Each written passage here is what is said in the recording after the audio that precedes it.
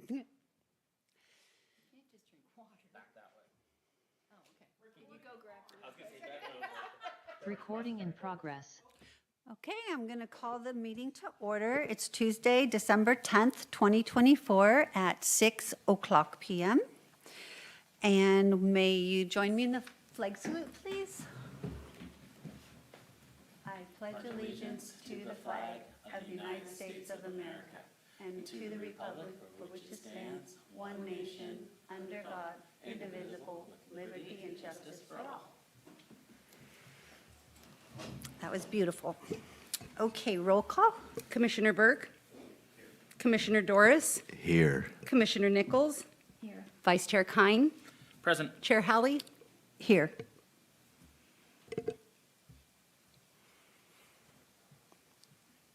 Okay, I'm going to open up oral comments from the public, if we have anyone online. I move to close public comment. I think I just can move to do that, but I'll second it. Okay, we're closing public comment. Okay, now I need we need to talk about the Planning Commission meetings, minutes from September 10th, 2024, and I would need a motion.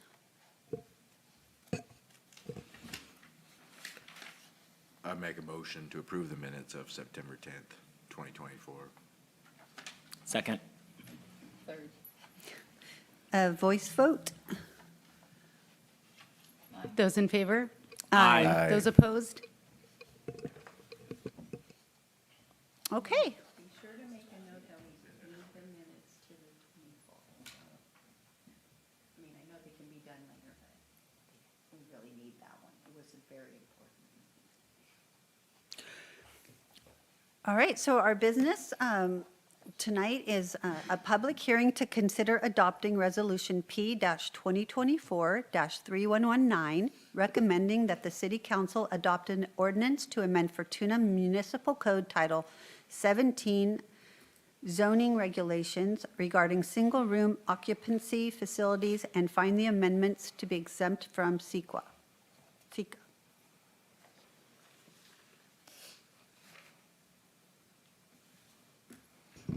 Good evening, Chair Halley and honorable commissioners. I'm just going to pull up my screen. I'm Sherry Meads, your Community Development Director.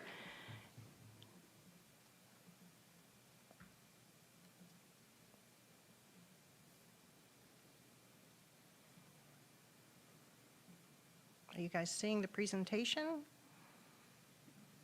Sharing screen. Started screen sharing. Okay, there we go. All right, let's just get to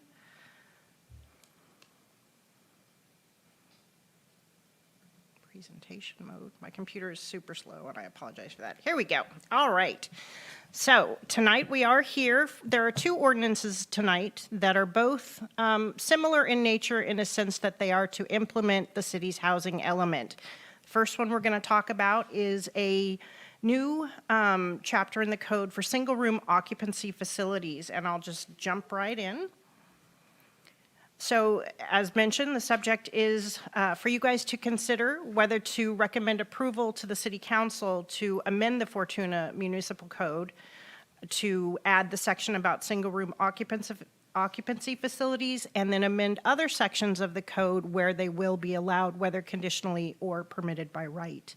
Another thing before you is the CEQA determination of exemption pursuant to CEQA guidelines 15162 and 15061B3. We'll get into that a little bit later. So just a little bit of background for why we're here. The City Council adopted the city's general plan housing element back in 2019, and that was looking for through a planning horizon of 2027.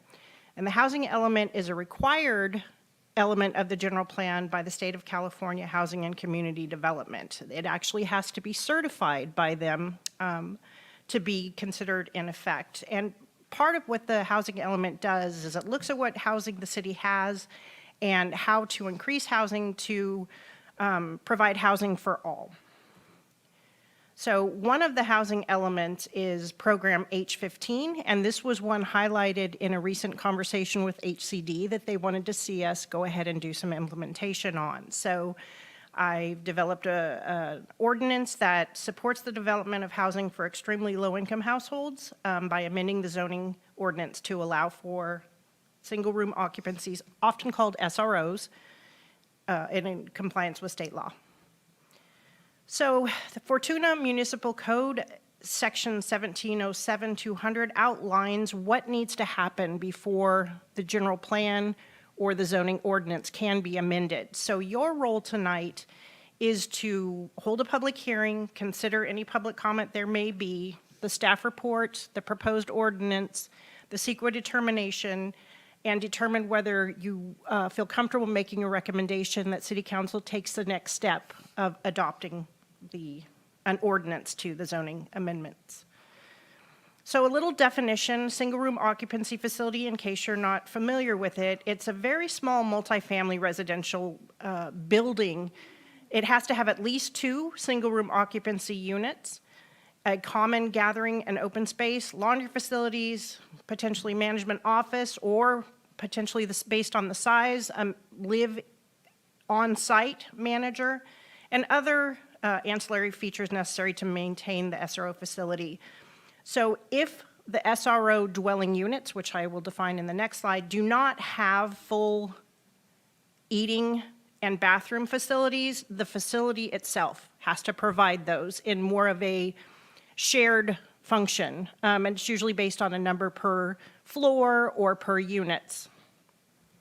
So next is a single-room occupancy dwelling unit, and they are regulated by size. There's a minimum here. We recommend 150 square feet for one person, 200 square feet minimum for 2 people, and a maximum floor area of 350 square feet. It can only accommodate 2 people. These are not designed, they're too small, they're not designed to be for families.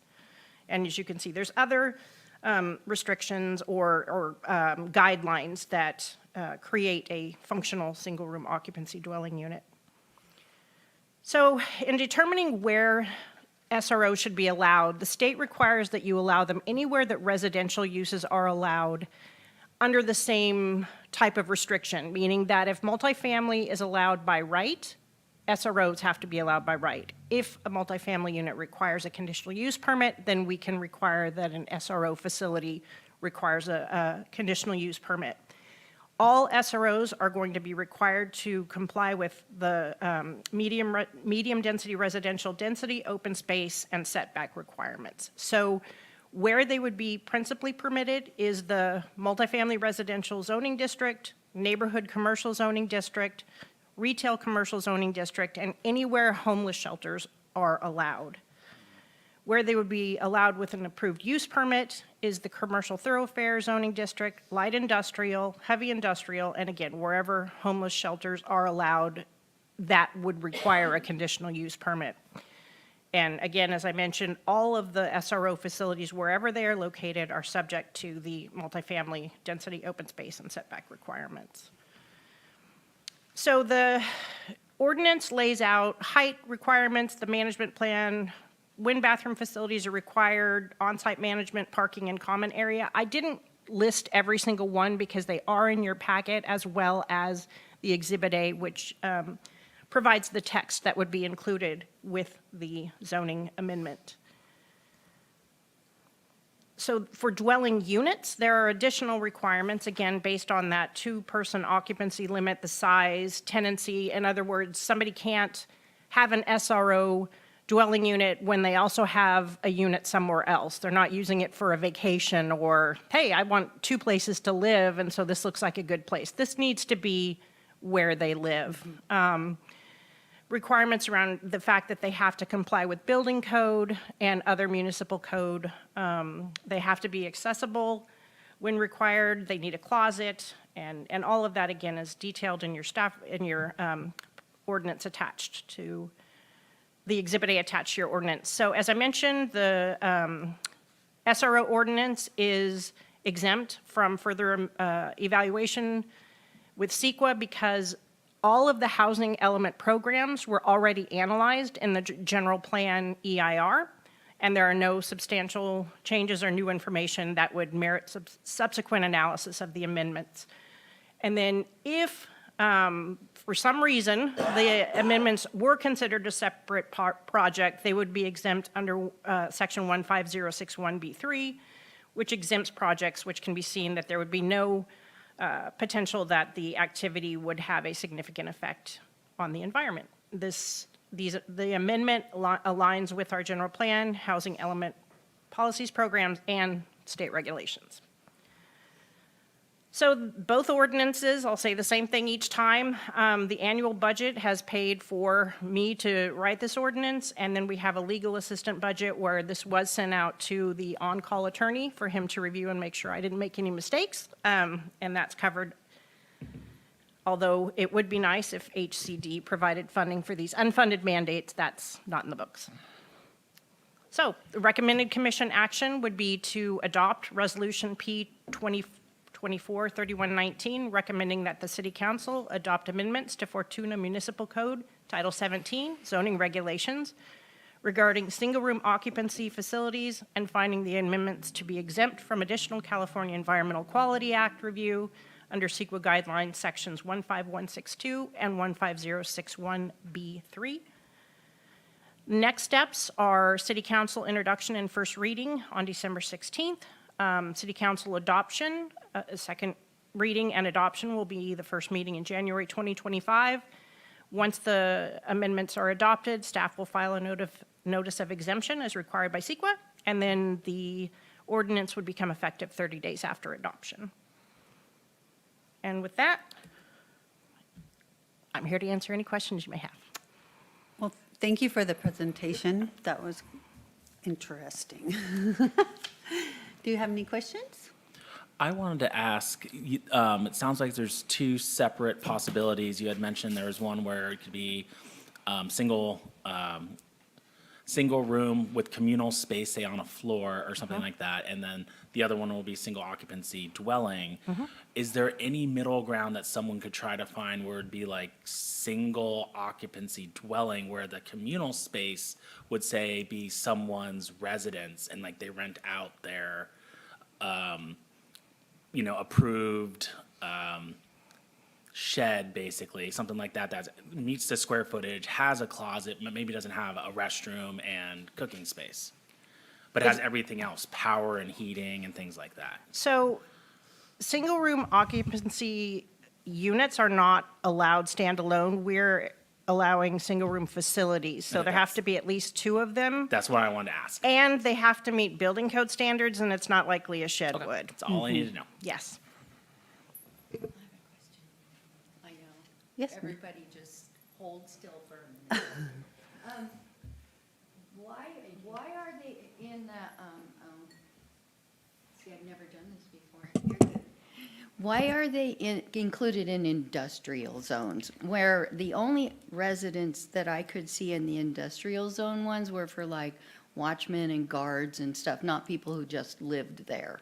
So watchmen and guards live in the industrial zones. They are considered residential units there. And so because that is allowed with, I think it requires a conditional use permit, this would be allowed as well. Obviously, it would be evaluated to make sure it was safe, make sure, it met all the requirements. That's why it requires a conditional use permit rather than being allowed by right.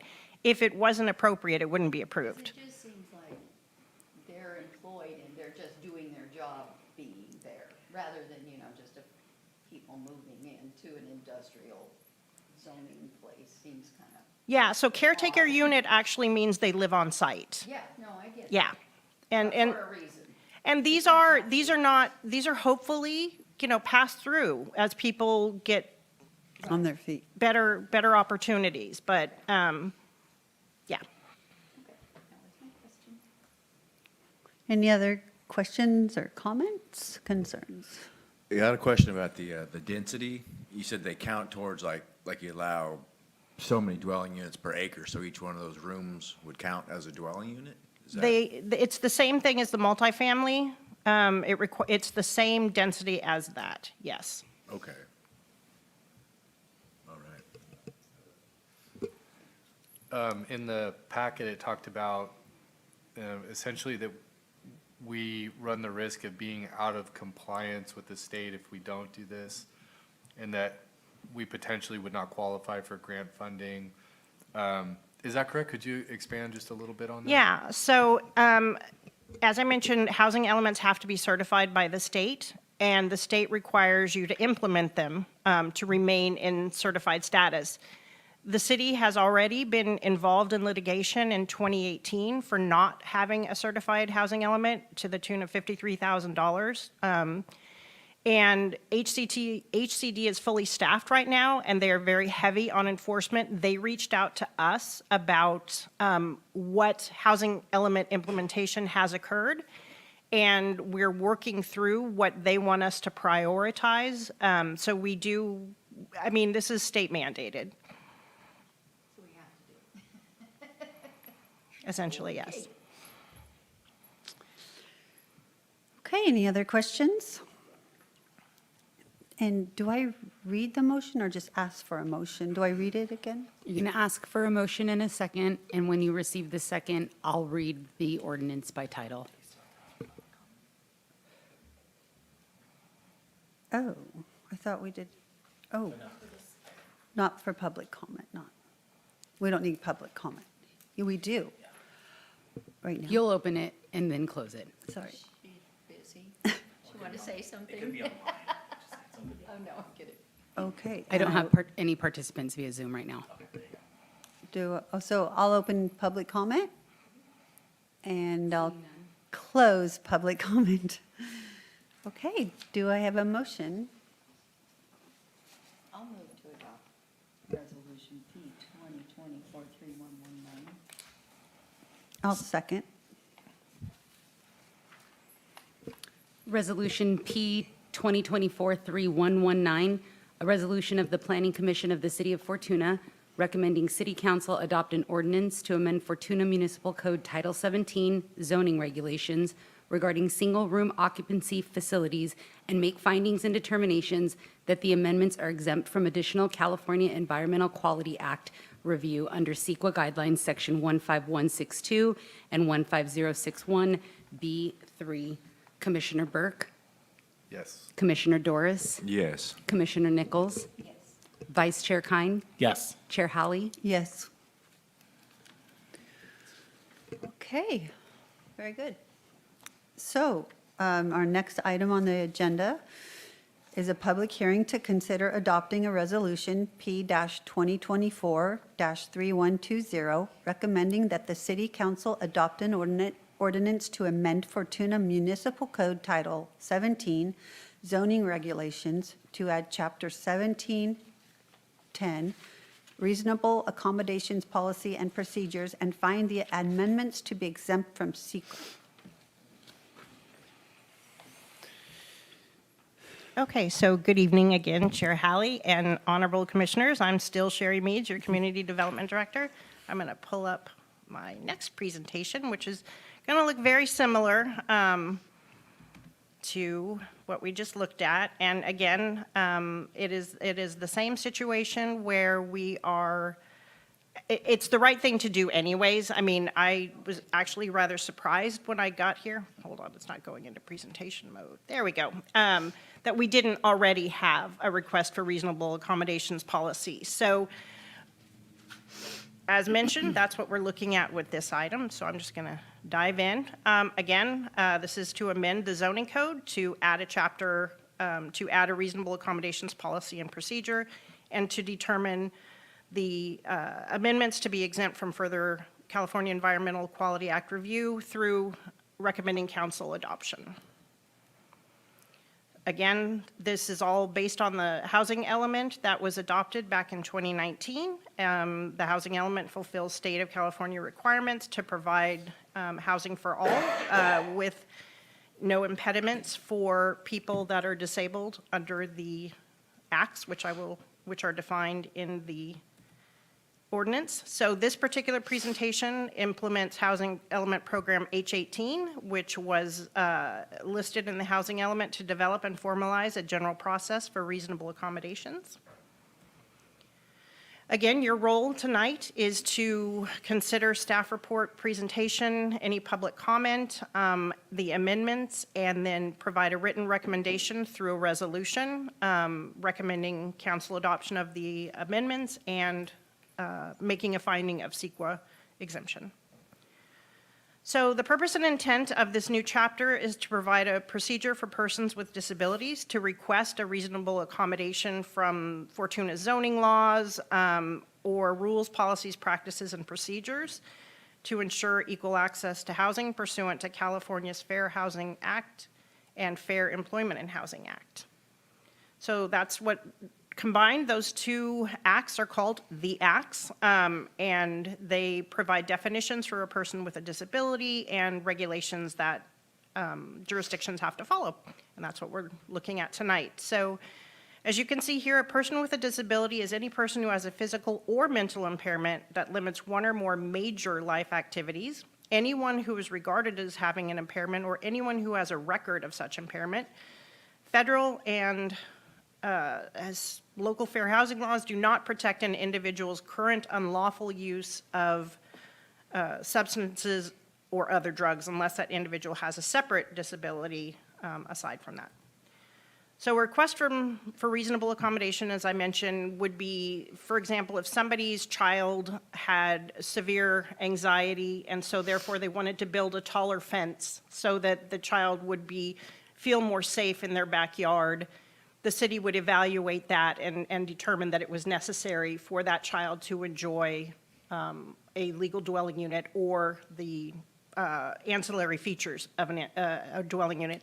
Another example could be if somebody needs to build a wheelchair ramp in a setback, obviously that would be something that the city would want to honor. So the applicability, a request can be made by the person with disabilities, their representative, or any entity when the application of zoning or other land use regulation, policy, or practice is a barrier to fair housing. And as mentioned, it can be something about siting, development and use, and this is further elucidated in your staff report. So for someone to apply for a reasonable request for accommodation, they do need to supply a written request with this information at the minimum. And then as the ordinance, the resolution outlines and the ordinance would adopt, there is a procedure for the community development director to review the material and provide a written answer within 30 days. There's an appeal procedure if for some reason there was any negative declaration and somebody was appealing that adverse decision. So again, this is another one that's exempt from further environmental review because it was already reviewed as part of the general plan EIR process, and there's no additional information that would merit subsequent analysis of the amendments to add this chapter to the zoning code. And to the extent that the amendments are a separate project, then they would be exempt under CEQA guidelines section 15061B3, because there is no possibility that the activity in question may have a significant effect on the environment, since it is in alignment with the Fortuna Municipal Code and General Plan housing element policies, programs, and state regulations. Again, I'm covered by the budget, and the legal assistance is also part of the general fund. Once again, HCD, if you're listening, give us money. Same recommended commission action, that you guys recommend that City Council approve these amendments to the Fortuna Municipal Code to bring us into compliance with the housing element as well as state requirements, and also to do the right thing for people with disabilities. Next steps are the same. We're going to go to City Council and introduce and do a first reading on the 16th. The ordinance hopefully will be adopted in January. We'll file a notice of exemption as required by CEQA, and then 30 days from adoption, we will actually have a request for reasonable accommodations policy and procedure. And with that, I'm here for any questions. So just to confirm, everything that would possibly come up would be magisterial, correct? Everything would go through the development office, not necessarily through the planning commission? In terms of the request for reasonable accommodation, yes, that is separate. Somebody could apply for other entitlements, and the ordinance outlines how that would work together, but it's not dependent upon approval of the other entitlements. It is its own standalone thing, if that makes sense. Yes, that's exactly what I perfect. thought was the case. Just wanted to make sure. Yes. It's a great question, actually. Any other questions? It's mine for the month. Okay, do I open public comment? Yes, I will open public comment. Close it. And I'll close public comment. Nobody's, all right, on the line. So do I have a motion for item B on the agenda? I'll make a motion to approve item B on the agenda, which is adopting resolution P 2024-3120. Second.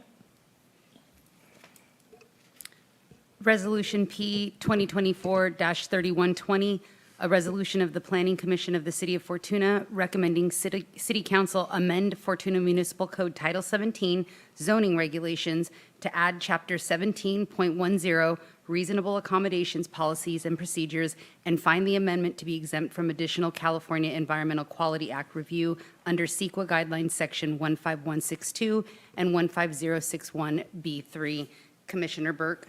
Yes. Commissioner Doris? Yes. Commissioner Nichols? Yes. Vice Chair Kine? Yes. Chair Holly? Yes.